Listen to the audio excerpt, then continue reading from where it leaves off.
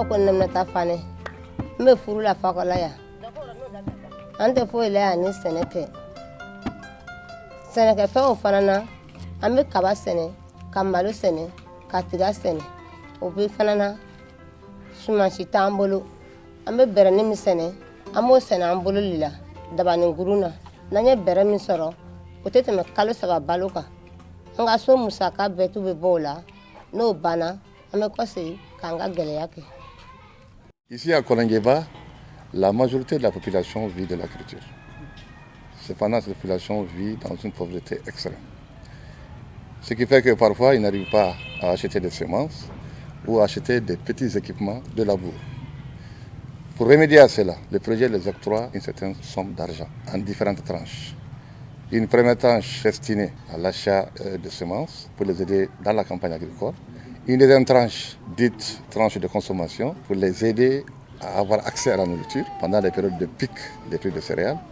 Et une troisième tranche destinée à couvrir leurs besoins pour les permettre de ne pas brader leurs céréales.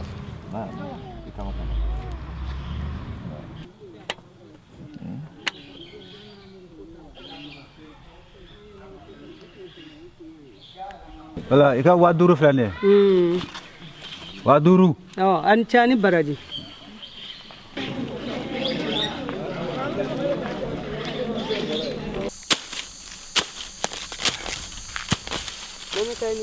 Aha, nite gine je. Sama oido. Da bla noya. Akene ya dio. Nse. Ah, obe janye de. Ama dokenye. Obe janye foka teme. Ini bara.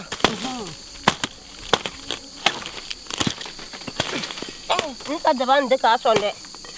Ene na bonka ya jalanye de. Ne rasiga limbale na daban kuru nimbolo. Eta chobe di.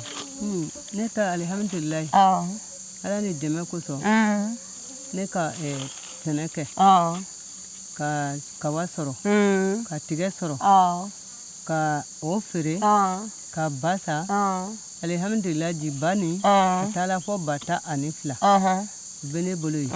Ala ni deme ba jakuro barika ko so. Obise ka kesababo. Chaque transfert monétaire est précédé par des formations et des sensibilisations, notamment en matière de gestion du budget familial, sur les notions d'action essentielle à la nutrition et sur les notions d'épargne investissement.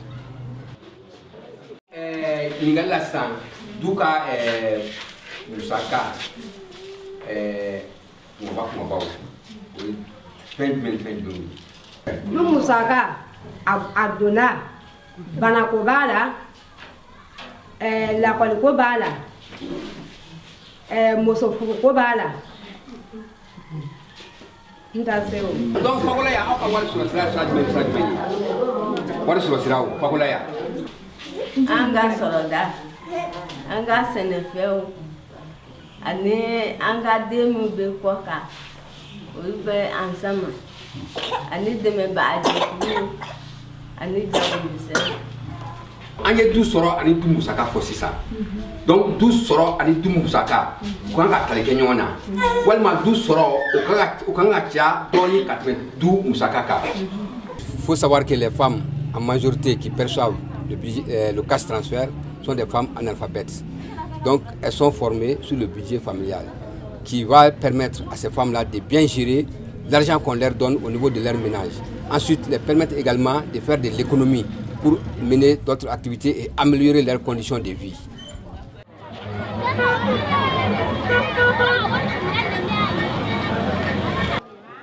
Du nafolo baara cogoya dutigi an dutigiw an kun bɛ min sɔrɔ an ye yɛlɛma don du nafolo baara cogoya rɔ sɔrɔ ni sɔrɔ dunta bonyala sɔrɔ ma sɔrɔ tɛ taa ɲɛfɛ mais kala kɛla an kun min kɛ an bɛ min dun an bɛ min sɔrɔ an ye jate mina ka dɔ bɔ dunta la wasa sɔrɔ bɛ sabati an bolo.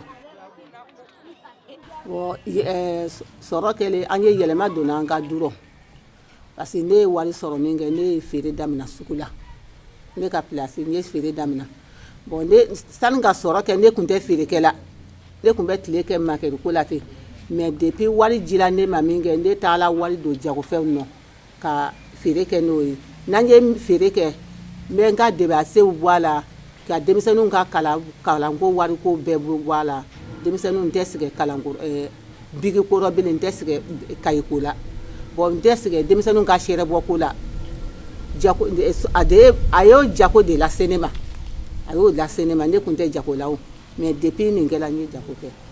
Après chaque processus de distribution d'argent, nous réalisons une enquête de suivi qui en réalité amène les enquêteurs au niveau de chaque ménage qui ayant perçu l'argent.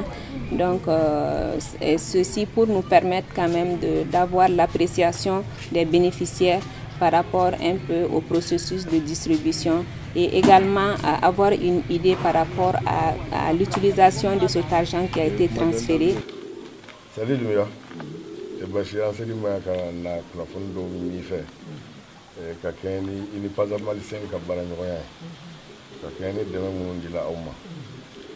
Donc, il y a le follow en fait. Word demain min de la Oma. On va qu'à dossier ça, word nous de la dame. Sans follow. Ye waa sɛki jama waa sɛki jile ne fana ye waa sɛki n ye misidabaw sɛnɛ kɛ misidabaw ta ka taa kaba sɛnɛ n ka furu kɔnɔ. A ye tile kelen kɛ ka se dɔgɔkun kelen ma. Ne ta sɔrɔla don min na o dugujɛ ne ta tɔ ma si ne kun parce que ne a dira don min na ne jiginna sugu fɛ ka taa ɲɔ sa.